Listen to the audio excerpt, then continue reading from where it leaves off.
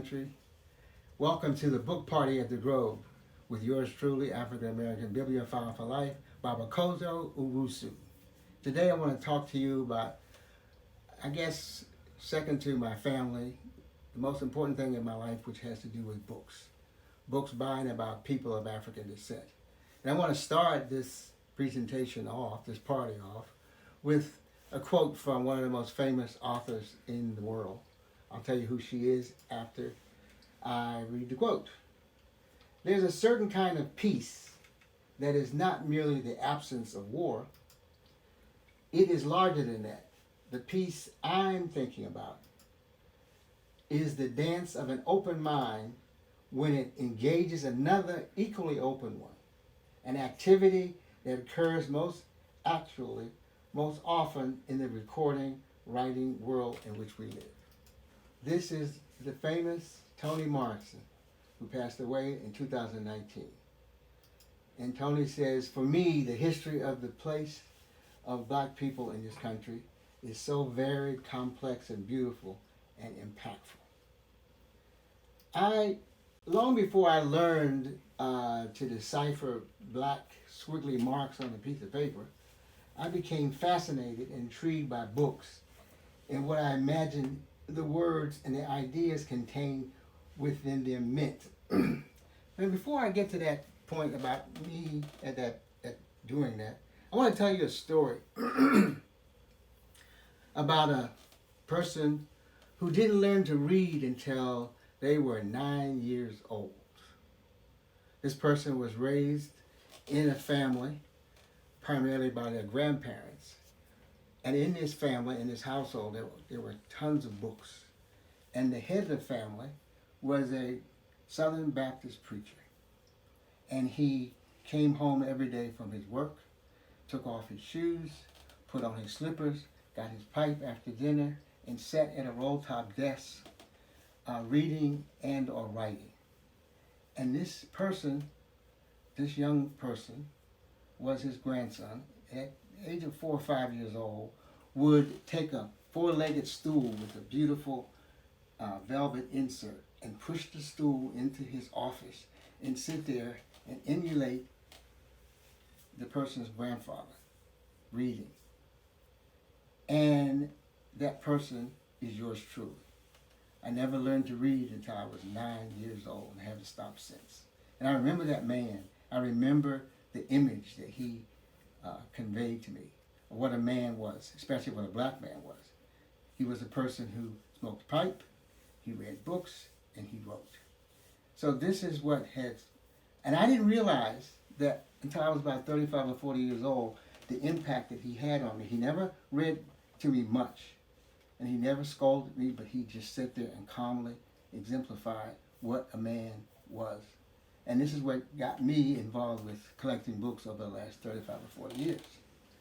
In the meantime, as I was saying, my affinity for the printed word led me to create a home library with about, I guess I have close to 4,000 to 5,000 books in this house. And almost 90% of which are books by and about people of African descent. The aforementioned quote from Toni Morrison expresses what reading does for me and what I wanted to do for others, especially African American youth. I consider myself a champion of the power of literature and language by and about people of African descent. Like a sentinel on watch in this insidious war that's declared on us as black people. I know there is untapped generative power in language and literature that can help transform us individually and collectively and return us to our original greatness as black people. Although I've missed the generative power, I've witnessed, not necessarily missed it, I've witnessed the generative power of books by and about people of African descent. I've also experienced a pushback when I've attempted to share my enthusiasm for our literature. For as long as I can remember, I've heard, you always got your head stuck in a book. Information is not enough. You ought to stop reading so much and write your own book. And as a result, of these responses that I've been cautioned, I've been overly cautious or reluctant to share my passion for the printed word with many people, and surprisingly enough, even with members of my family. Powerful black books are those which exercise a particular influence both when they imprint themselves on your imagination as unforgettable and when they hide in the layers of memory disguised as the individual's or the collective unconscious. For me, a powerful black book is one that with each reading offers as much of a sense of discovery as the very first reading. So just wanted to give you a sense of what this whole thing means to me and how privileged I feel that I can have this opportunity to share it with other people. I am very proud of my books and my collection, and for me, the collection is only as good as my ability to share it.